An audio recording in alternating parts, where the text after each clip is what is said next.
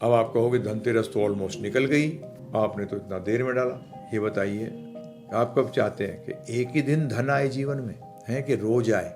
बताइए आप मुझे। जय गौर हरि, हरे कृष्णा। तो आप सबको धनतेरस का ये जो दिवस है, इस पर हमारी शुभकामनाएं। आज का दिन सिर्फ धन के लिए नहीं है, आज का दिन हमारे सेहत के लिए भी है, क्योंकि आज ही के दिन धन्वंतरी जी का भी अवतार हुआ था।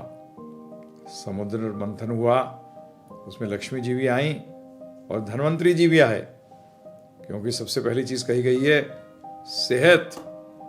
अपनी सेहत अच्छी होगी, स्वास्थ्य अच्छा होगा, तभी तो धन का कोई लाभ होगा, है ना जी। स्वास्थ्य चाहिए ना, सही। तो इसलिए धनतेरस के दिन हम धन्वंतरी जी से भी प्रार्थना करते हैं कि हमारे जीवन के अंदर हमें स्वास्थ्य लाभ हो, हम स्वस्थ रहें, जिससे कि हम जीवन का उद्देश्य जो है आनंद की प्राप्ति कर सकें।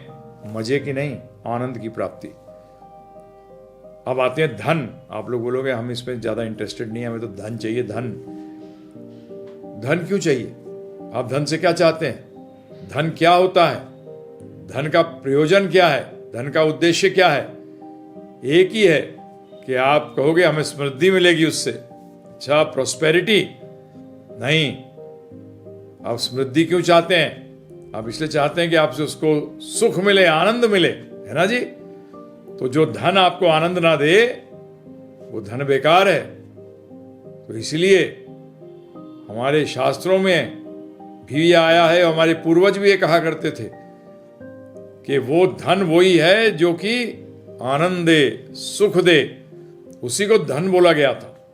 ये आपके पैसे को, नोटों को, सोने को, इसको धन की उपाधि नहीं दी गई थी। तभी आपने बोला कि हमने तो नहीं सुना सुख धन। बिल्कुल सही कह रहे हैं, क्योंकि सुख आता ही नहीं है। सुख जब आएगा जब जीवन में शांति आएगी, है ना जी। जीवन में शांति नहीं आएगी तो सुख कैसे आएगा? परंतु जीवन में शांति कैसे आएगी? जब संतोष आएगा, सैटिस्फैक्शन। जब जीवन में संतोष आएगा तब शांति आएगी और तब जाके आपको सुख मिलेगा। इसीलिए शास्त्रों में स्पष्ट रूप में कहा गया है कि अगर धन है तो वो संतोष धन है। कौन सा धन है? संतोष।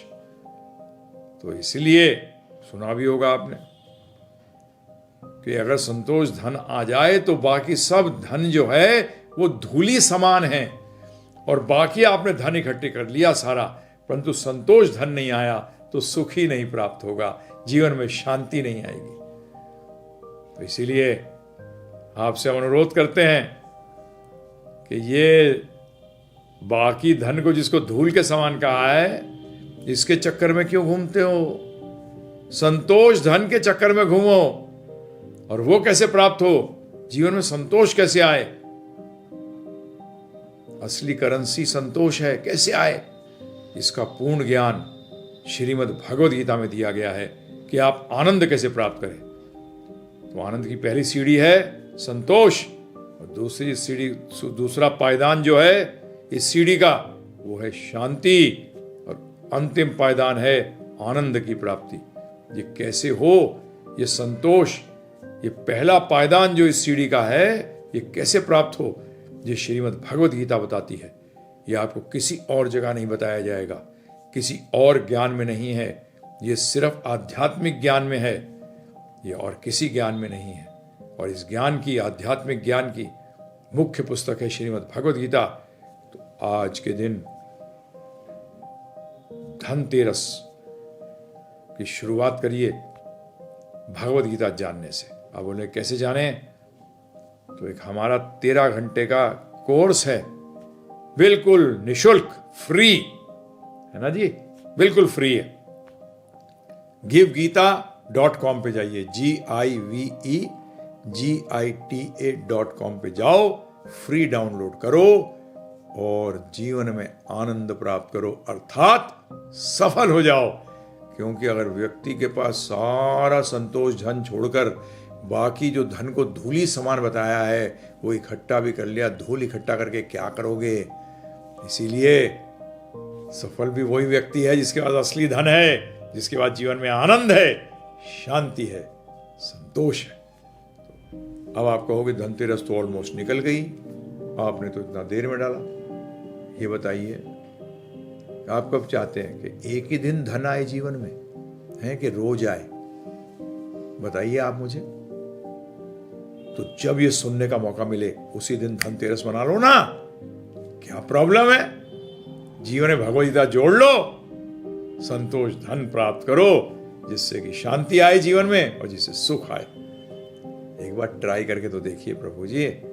तो इसलिए वेट मत करना अगले साल के लिए कि अगले साल आएगा फिर धनतेरस मनाएंगे। नहीं नहीं, जैसे आप धन हर क्षण कमाना चाहते हैं, इसीलिए संतोष धन के बारे में पता लगते ही इस श्रीमद् भगवद गीता के कोर्स को डाउनलोड करिए givegita.com पर फ्री, और जीवन के अंदर सफल हो जाइए, आनंदमय हो जाइए। बहुत बहुत धन्यवाद। जय गौर हरि, हरे कृष्णा।